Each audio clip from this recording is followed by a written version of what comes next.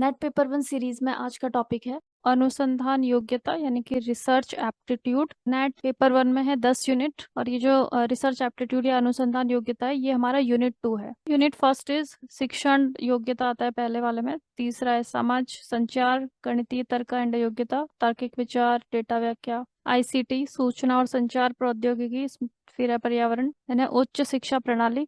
तो आज है यूनिट 2, दैट इज अनुसंधान योग्यता या फिर रिसर्च एप्टीट्यूड। तो अनुसंधान मीन्स कि रिसर्च होता क्या है, ठीक है। तो रिसर्च मतलब कि वैज्ञानिक अन्वेषण, मीन्स कि साइंटिफिक इन्वेस्टिगेशन की एक कला।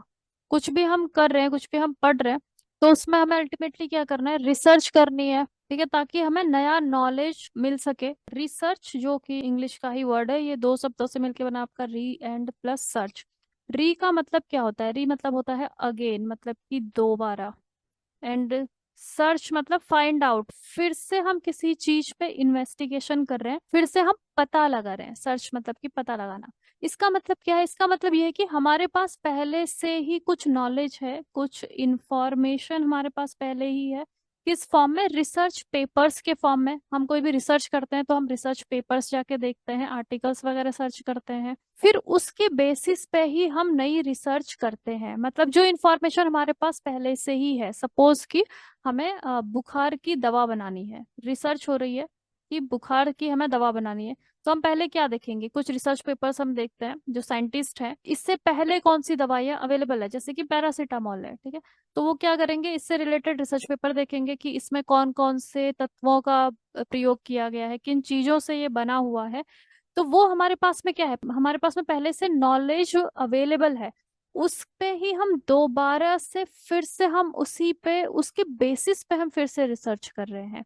कि सपोज हमारे पास जो पैरासीटामोल है उसमें एक्स वाई जेड चीजों से वो बना हुआ है, ठीक है। फिर हम देखेंगे कि हम और इसमें क्या ऐसी चीजें ऐड कर दें। सपोज हमने इसमें कोई और तत्व ए बी सी हमने इसमें ऐड कर दिया, जिससे ये और ज्यादा इफेक्टिव हो गया, इसका प्रभाव और ज्यादा बढ़ गया।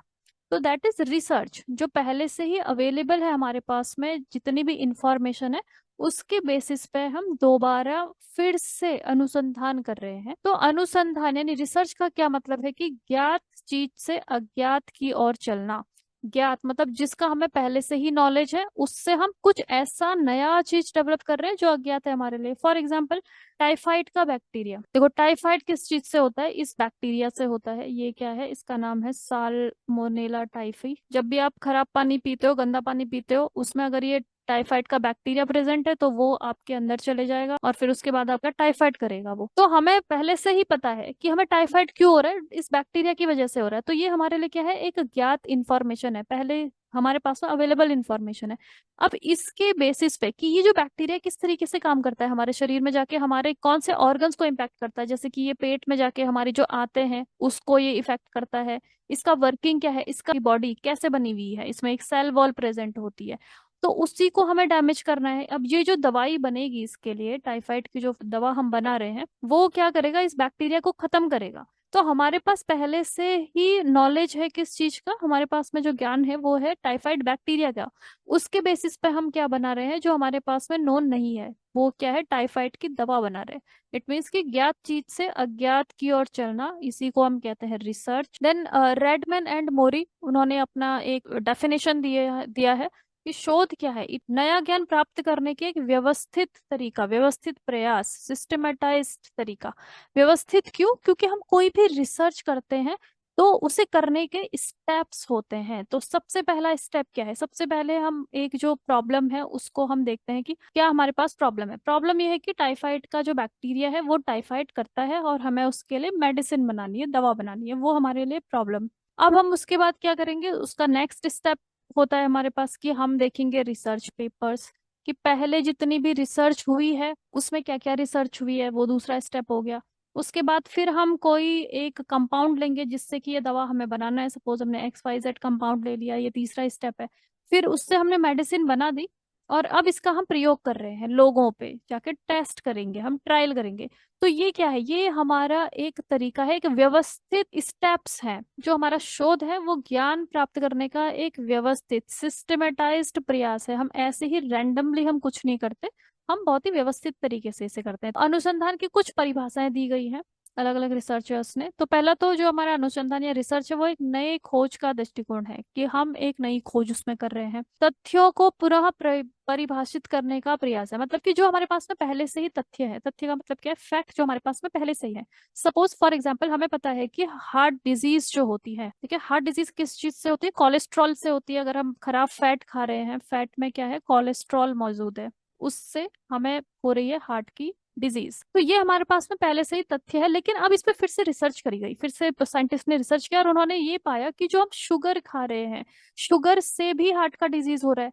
तो हमने क्या किया, जो हमारे पास पहले से ही तथ्य थे उसको हमने पुनः परिभाषित कर दिया, फिर से हमने उसमें नई चीज ऐड करी, क्योंकि रिसर्च होते रहती है और नई नई चीजें हमें पता चलते ही रहती है। और जो ये पहले से जो तथ्य हमारे पास में, उनको हम फिर से परिभाषित करते हैं, फिर से हम उसमें एक नया एंगल लेके आते हैं, नई नॉलेज लेके आते हैं।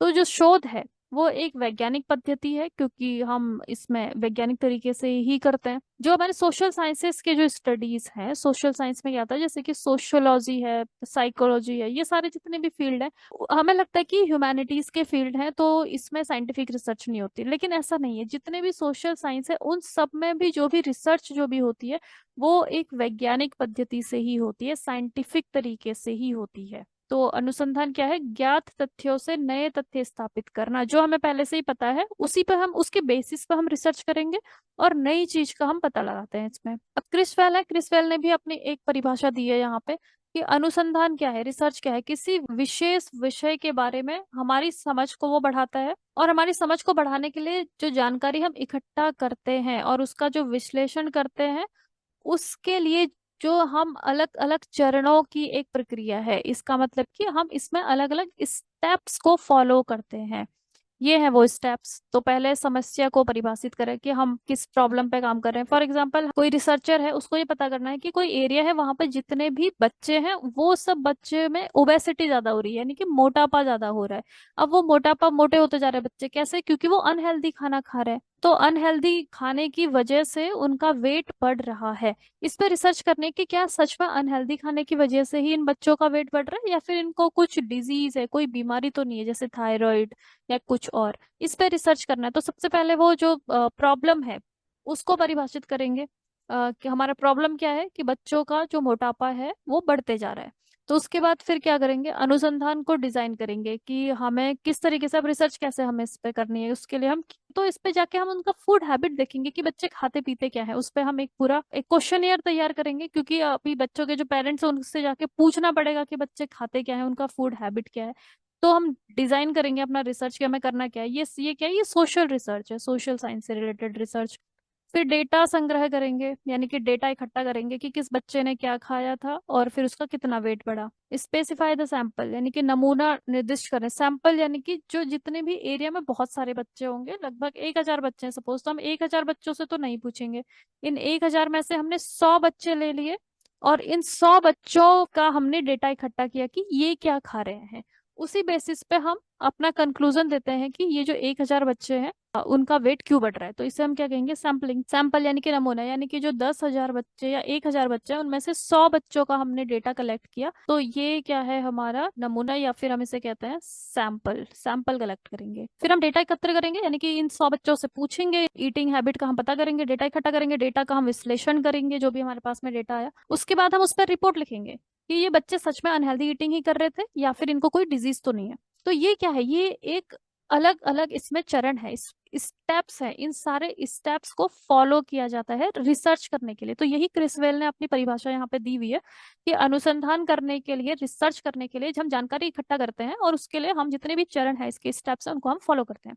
फॉर एग्जाम्पल जो मरीजों पे दवा का असर अगर हमें देखना है, कि कोई कोई नई मेडिसिन बनाई है, मेडिसिन एक्स, जैसे कि कोविड की कोई मेडिसिन बना दी है, ठीक है, अब वो काम भी करती है या नहीं करती है। तो उसके लिए हमें क्या करना है, उसके लिए भी हमें ये पूरे स्टेप्स को फॉलो करेंगे, क्योंकि कोई भी रिसर्च होती है वो रैंडमली नहीं होती है, उसमें हमें जितने भी स्टेप्स है वो सब यहाँ पे फॉलो करने पड़ते हैं। तो ये है क्रिसवेल की डेफिनेशन। फिर है एडवांस लर्नर डिक्शनरी है, उसके अकॉर्डिंग भी कुछ डेफिनेशन। तो एडवांस लर्नर डिक्शनरी के हिसाब से जो अनुसंधान या रिसर्च है वो क्या है, नए तथ्यों की खोज के लिए एक सावधानी पूर्वक जांच या पूछताछ। रिसर्च क्या है, हम कुछ ना कुछ नए फैक्ट्स ही यहाँ पे पता कर रहे हैं, नए तथ्यों का ही हम यहाँ पे पता कर रहे हैं। उसके लिए जितना भी हमने स्टेप लिया, वही हमारा क्या है, रिसर्च है अकॉर्डिंग टू। तो जितनी भी ये परिभाषाएं हैं अभी तक की, जितनी भी डेफिनेशन है, उसके हिसाब से शोध क्या है, अनुसंधान क्या है। अनुसंधान मतलब कि पूछताछ यानी इंक्वायरी, और जो इन्वेस्टिगेशन है, जो जांच है, उसकी एक प्रक्रिया जिसका उद्देश्य है किसी भी चीज को समझना। कुछ भी हम समझने की कोशिश कर रहे हैं, हम सोशल सर्वे कर रहे हैं, जैसे कि बच्चों का वेट क्यों बढ़ रहा है, उस प्रॉब्लम को हमने समझने की कोशिश करी, या फिर किसी समस्या का हम समाधान उससे लेके आ रहे हैं। जैसे कि अगर फीवर हो गया है या फिर कोविड है, उसका समाधान क्या है कि उसके लिए हम मेडिसिन बना रहे हैं। ये किससे होगा? रिसर्च से ही होगा।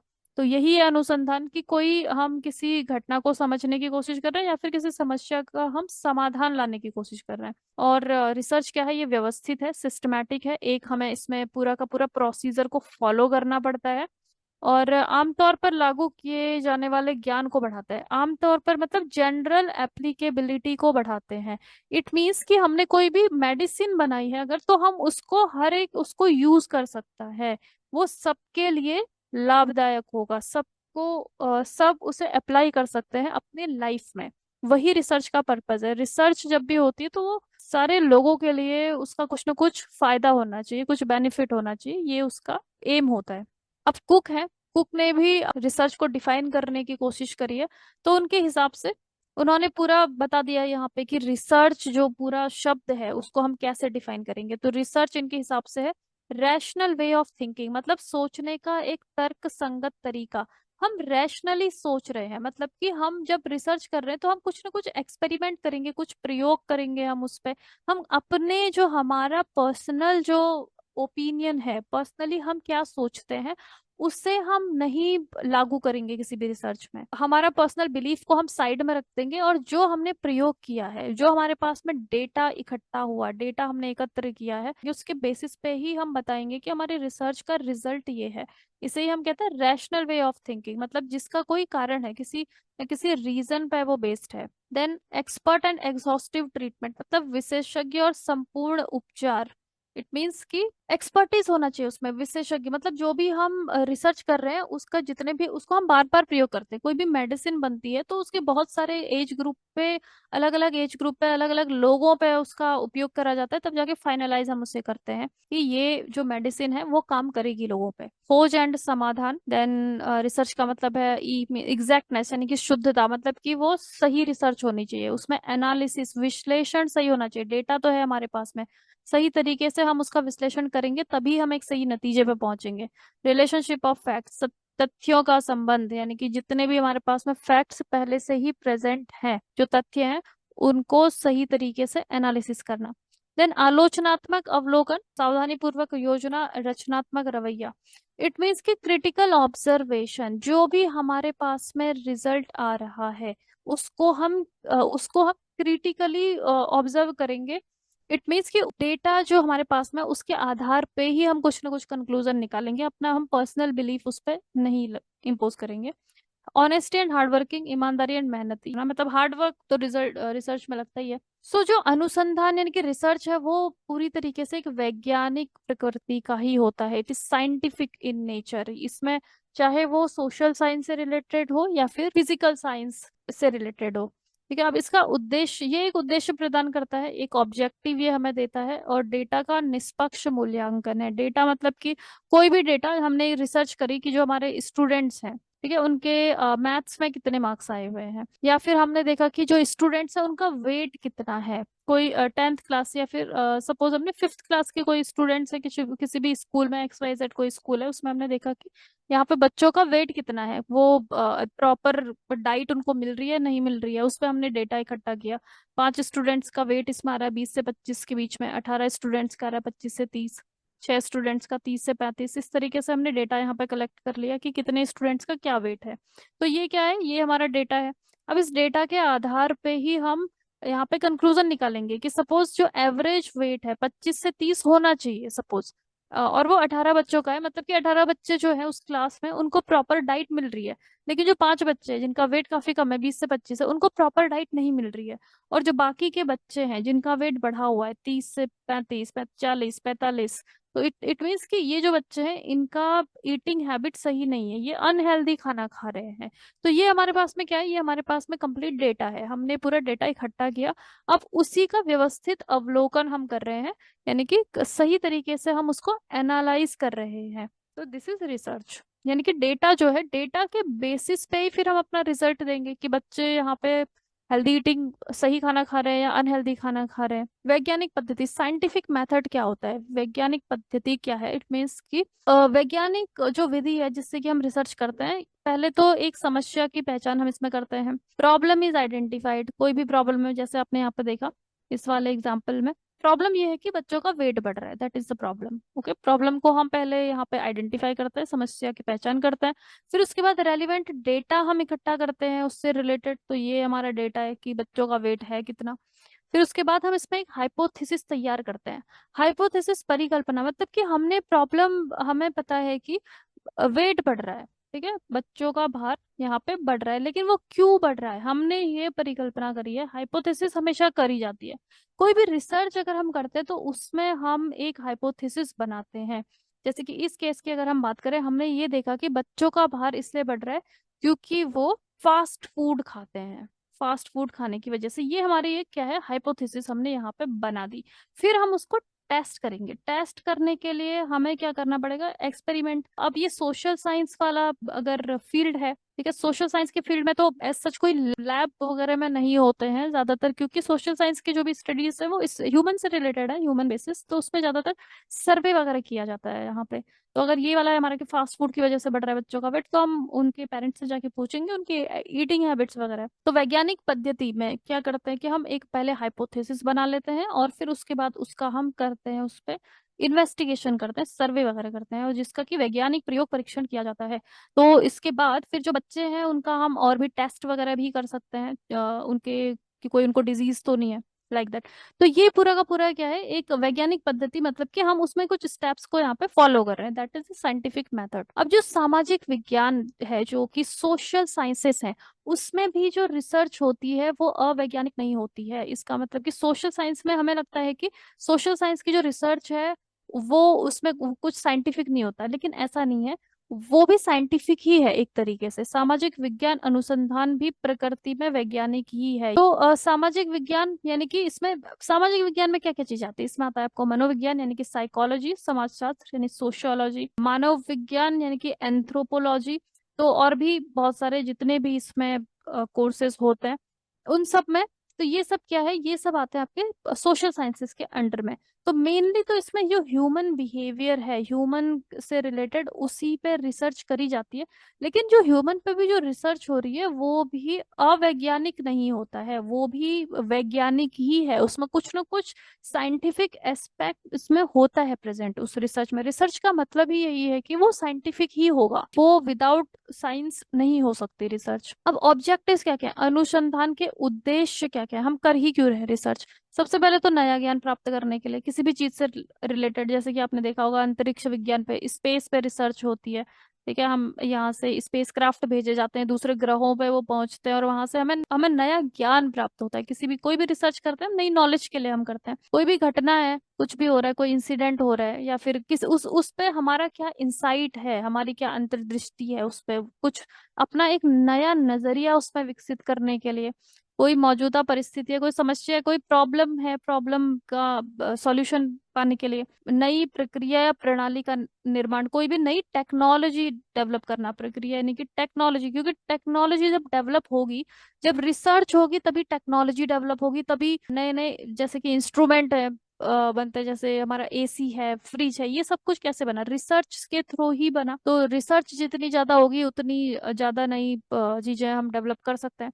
सामान्य मुद्दों का पता लगाना, कुछ भी जनरल चीजें, जैसे कि सोशल साइंस में हमें पता करना है कि वाली जो एरिया है यहाँ पे इलिटरेसी ज्यादा क्यों है, यहाँ पे ज्यादा एजुकेटेड लोग क्यों नहीं है। ये क्या है, एक सामान्य मुद्दा है कि उनका कोई पर्सनल बिलीफ तो नहीं है कुछ।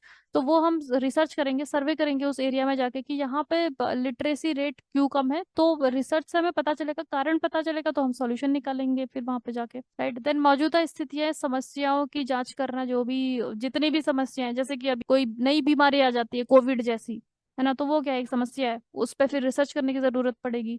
परिकल्पना यानी कि हाइपोथेसिस या सिद्धांत का परीक्षण करना, कोई भी हमारी हाइपोथेसिस है कुछ भी, अब वो सही है या गलत है, उसके लिए हमें रिसर्च करना पड़ेगा उसे जानने के लिए। जैसे कि हमने सोच लिया कि कोई कम्युनिटी, एक पर्टिकुलर कम्युनिटी है, वहां पे जेंडर डिस्क्रिमिनेशन बहुत ज्यादा होता है, वो हमारी क्या है, वो हमारी एक हाइपोथेसिस है, हमने परिकल्पना करी है कि ये वाले जो कम्युनिटी ए है, यहाँ पे जो गर्ल चाइल्ड है उनको ज्यादा एजुकेट नहीं किया जाता।